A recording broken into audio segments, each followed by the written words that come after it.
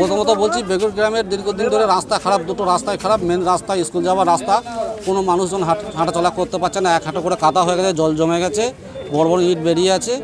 মানে বাচ্চা ছেলেও পড়ে যাচ্ছে, কোনো মানুষ সাইকেল নিয়ে গেলে পড়ে যাচ্ছে। এরকম অবস্থা, কেউ স্কুল যেতে মানে চলাচলের অযোগ্য একদম। এর আগে আমরা অবরোধ করেছিলাম, তখন ওরা 6 মাস প্রতিশ্রুতি দিয়েছিল, সেই প্রতিশ্রুতি ভেঙে চলে গেছে, টাইম পেরিয়ে চলে গেছে। তার জন্য আমরা আবার এসেছি। জয়েন্ট ভিডিও দিয়েছিল, বলেছিল আমরা 6 মাসের মধ্যে লিখিত দিয়েছিল বেগুর গ্রামে গিয়ে শিবতলায় বসে যে আমরা 6 মাসের মধ্যে রাস্তা তৈরি করে দেবো। সেই রাস্তা ওরা তৈরি করতে পারেনি। আর পলসার মোড় হইতে বেগুর গ্রামের শ্মশান পর্যন্ত রাস্তা তৈরি, এত মিটার তার টাকা পয়সা সব লেখা আছে, ডিসপ্লে বোর্ডে লেখা আছে, কিন্তু রাস্তা হয়নি। রাস্তা ফাঁকাই পড়ে আছে। রাস্তাটা যাতে হয় তার জন্য আমরা এসেছি পঞ্চায়েতে, প্রধান সাহেবের কাছে এসেছি যাতে আমাদের রাস্তাটা হয়। তার জন্য আমরা অবরোধ করেছিলাম কিছুক্ষণের জন্যে। প্রধান সাহেবের কাছে গেছি, প্রধান সাহেব লিখিত দিয়েছে যে 1 মাসের মধ্যে 15 আগস্টের মধ্যে আমরা রাস্তাটা করব। মিডিয়াকে বলছি রাস্তাটা গেলে ভালো হয়। বিক্ষোভ করেছি, আমরা অবরোধ করেছি। হ্যাঁ, তা যদি না হয় এরপর কিন্তু আরও বড় ধরনের একটা বলেছি। প্রধান আশ্বাস দিলেন যে 15 আগস্ট মানে 1 মাস টাইম নিয়েছেন, 1 মাসের মধ্যে রাস্তা তৈরি করব। আমরা আবার ইয়ে করব, আন্দোলন করব। আমরা সুনীত পণ্ডিত, বেগুট। আমরা এই রাস্তার জন্য এখানে পঞ্চায়েত ঘেরাও করতে এসেছি।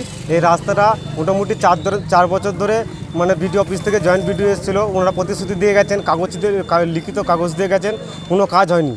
আবার এখানে পথ অবরোধ করেছি, মানে বাচ্চা ছেলেরা মেন স্কুল, গ্রামের কোনো ছেলে মেয়ে স্কুল যেতে পারছে না।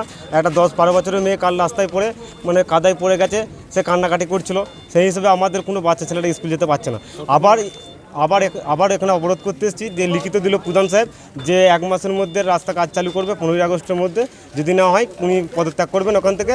এরপর যদি রাস্তা না হয় আমরা বড় ধরনের পদক্ষেপ নেবো, এমন কিছু পদক্ষেপ নেবো যে পঞ্চায়েতে মানে এরপর থেকে কোনো কাজ করতে দেবো না। যতদিন না বেগুট গ্রামের রাস্তা চালু হচ্ছে কাজ, ততদিন পঞ্চায়েতে কাজ করতে আমরা দেবো না বেগুট গ্রামবাসী থেকে।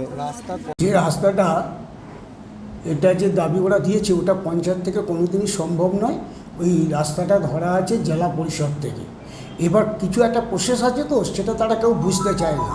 যখন কোনো একটা মানে কাজ ধরা হয়, সেটা অ্যাপ্রুভ হওয়ার পর টেন্ডার হয়ে একটা টাকা ঢুকবে, 15 FC থেকে যে টাকাটা ঢুকে, সেই টাকাটা ঢুকলে তবে কি কাজ করাটা সম্ভব হয়।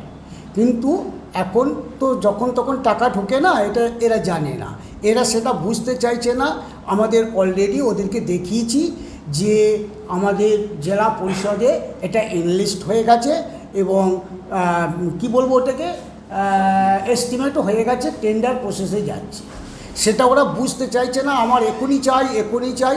আর এই যে রাস্তাটার প্রতিশ্রুতি দিয়েছিল পঞ্চায়েত সমিতি থেকে, কারণ পঞ্চায়েতের হাতে অত বড় রাস্তা করার মানে ক্ষমতা নেই, কারণ আমরা খুব অল্প টাকাই পাই।